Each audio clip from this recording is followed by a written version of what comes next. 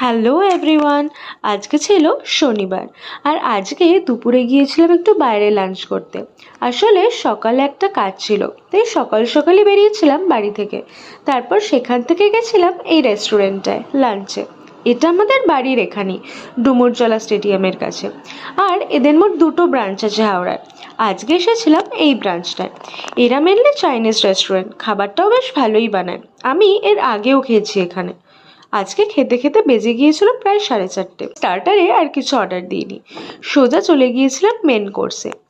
আজকে অর্ডার করেছিলাম হাক্কা নুডলস আর তার সাথে চিলি বেসিল চিকেন।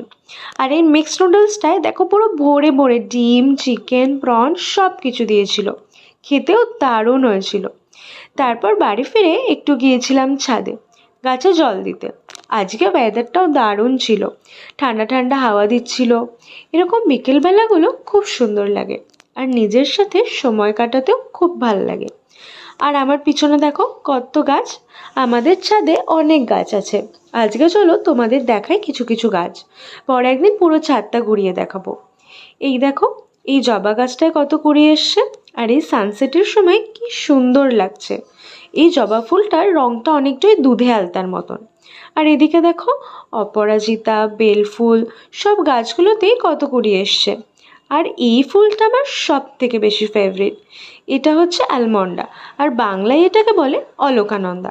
দেখো কত ফুল এসছে, আর এর রংটা এত সুন্দর। এটা ফোটার পর যে ওই হলুদ রংটা আসে না, আমার ভীষণ ভাল লাগে।